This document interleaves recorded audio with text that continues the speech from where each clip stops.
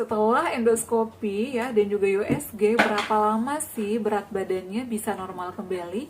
Karena jujur aku itu sempat trauma dan sempat putus asa dengan yang namanya asam lambung, karena berat badan aku itu makin hari makin turun ya. Aku itu normalnya kadang 55 ya, 52 sampai ke 55 ya. Tapi pada saat terkena asam lambung aku itu sampai 47 bahkan sampai 45. Stres banget nggak sih? Di sini aku punya beberapa tips ya, aku bakal share ke kalian. Pastikan kalian nonton video ini sampai selesai, bantu subscribe channel ini juga, dan jangan lupa follow Instagram aku di noladarhum_waod.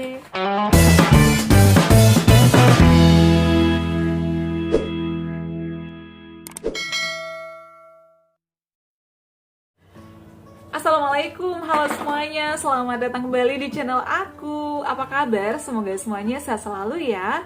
Nah, kali ini aku akan kembali jawab pertanyaan kalian. Bun, pada saat kena asam lambung, GERD dan anxiety, berat badannya turun gak sih? Nah, banyak banget yang ngechat aku nih.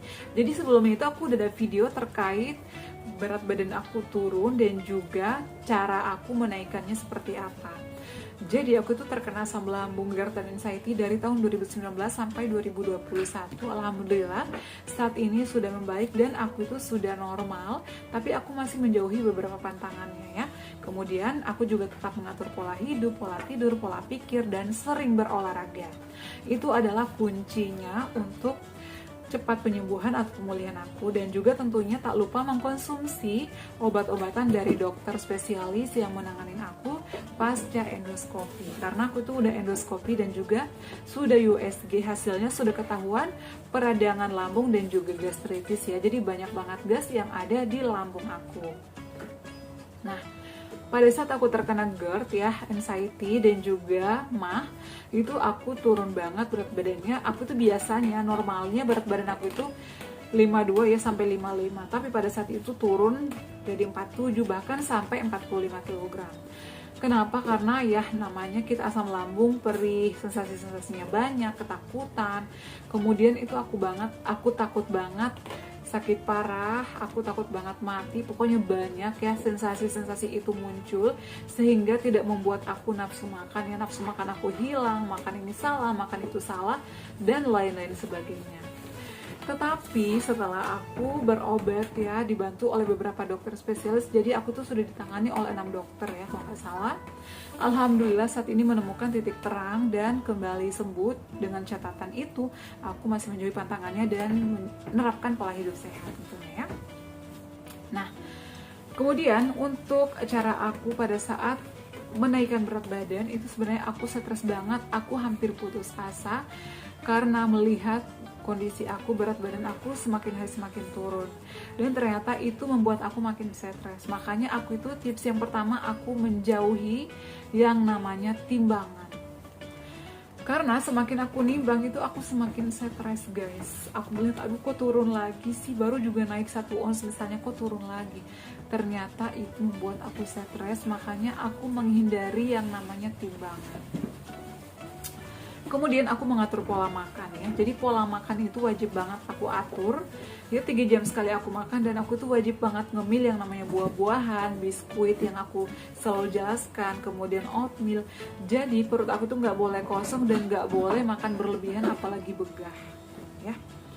Kemudian pola tidur aku juga diatur, itu adalah membantu aku mulai naik berat badan aku, dan tentunya aku selalu menerapkan olahraga yang teratur.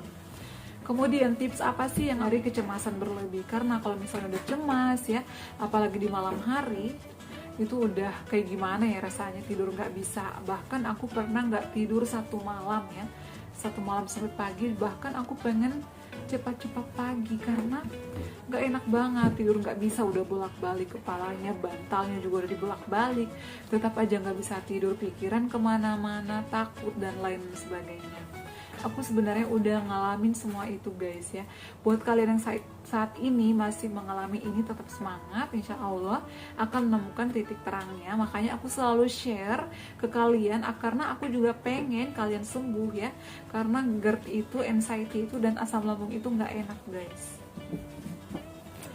Nah, jadi tips aku itu ya, hindari yang namanya timbangan, kemudian minum obat ya sesuai yang dianjurkan dokter. Jangan misalnya dia nih minum obat ini langsung sembuh, jangan diikutin karena kondisi lambung dia dengan kondisi lambung kamu itu belum tentu sama.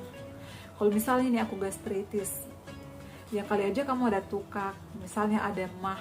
Jadi berbeda-beda ya, penyakit lambung itu banyak banget jenisnya guys.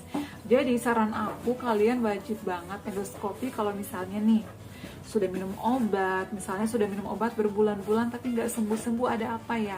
Itu wajib banget kalian melakukan pengecekan lebih lanjut ya, periksa USG ataupun endoskopi. Setelah itu barulah nanti akan difokuskan pada pengobatan. Kemudian cara yang lain, pada saat aku menaikkan berat badan pasca endoskopi itu kurang lebih 4 bulanan lah ya, dari September ke Desember itu berat badan aku dari 47 naik ke 52. Alhamdulillah banget, aku senang ya. Jadi tips aku yaitu dia makan, pola makan aku teratur, rajin olahraga, tidur aku nggak boleh lebih dari jam 9, menghindari timbangan, menghindari stres. Jadi aku tuh selalu happy. Di kantor aku punya teman curhat, punya teman-teman yang selalu menghibur aku, sehingga aku bawaannya happy. Dan di rumah juga aku ada anak dan suami, mereka selalu setia mendengarkan curhatan aku, selalu mendengarkan keluh kesah aku. Jadi kalau misalnya GERD, anxiety itu kita nggak boleh menyendiri ya, karena kalau menyendiri itu bakal akan ada sensasi-sensasi. Dan pada saat malam hari ya, kalau misalnya aku susah tidur, perut aku perih, aku itu seduh oatmeal. Kemudian pada saat tidur aku itu dengerin ruqyah ya, biar pikiran aku itu nggak kemana-mana. Jadi untuk pendengaran aku itu fokus ke ruqyah. Kadang aku juga nyalain suara air ya, sensasi suara-suara air gitu loh, jadi adem banget rasanya. Atau kalau enggak, aku putar musik kesukaan aku. Yang jelasnya aku tuh pikirannya harus fokus guys, nggak boleh kemana-mana. Atau kalau misalnya masih belum bisa tidur juga, kadang aku nonton film favorit aku. Selain itu juga aku melakukan meditasi dan juga aku melakukan yoga kualitas tidur. Kalau kalian misalnya pengen yoga ya, aku belum sempat buat videonya sih ya. Jadi aku selalu melihat yoga yang ada di channel YouTube Anlin Indonesia. Itu kalian bisa langsung searching ya, yoga kualitas tidur. Jadi itu kurang lebih 5-10 menit, tapi itu bisa membantu kita ya untuk ngantuk ya. Jadi setelah itu bawaan itu pengen tidur. Nah, dan perbanyak minum air hangat ya, air hangat, dan juga minum madu. Itu juga madu bagus.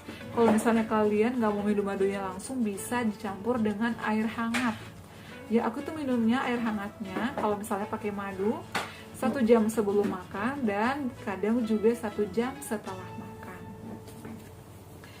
Jadi itu adalah share aku kali ini, mudah-mudahan menjawab juga pertanyaan kalian ya. Karena ada lagi yang nanya kemarin, Bun, setelah endoskopi untuk menaikkan berat badan itu sih berapa lama? Nah, alhamdulillah sih kurang lebih 3-4 bulanan lah ya, dari September ke Desember itu udah mulai normal lagi ya. Karena jujur aku itu sempat depresi, sempat stres banget, bahkan aku sempat pengen ke psikiater. Ada juga yang nanya, apakah Bunda sempat ke psikiater? Enggak sih, karena kenapa? Kata teman aku, sebenarnya itu cocok-cocokan. Meskipun kamu udah ke psikiater, tapi kalau dari diri kamu sendiri nggak mau berubah, itu percuma. Makanya dari diri aku mulai aku rubah ya. Dan alhamdulillah saat ini sudah membaik. Kalian yang bertanya, gimana kondisi Bunda saat ini? Alhamdulillah seperti yang kalian lihat, aku sudah beraktivitas normal ya. Makanannya juga alhamdulillah sudah bisa makan ini itu, tapi masih dibatasi ya. Atau aku masih menghindari beberapa pantangannya seperti yang asam-asam, yang pedas, ketan, dan juga yang mengandung kafein ataupun yang mengandung soda. Yap guys, semoga bermanfaat ya untuk share kali ini. Jangan lupa untuk terus dukung channel aku, Adeva dan Bunda, dengan cara like, comment, share, dan subscribe. Assalamualaikum warahmatullahi wabarakatuh. Sampai ketemu lagi di video-video aku selanjutnya. Bye!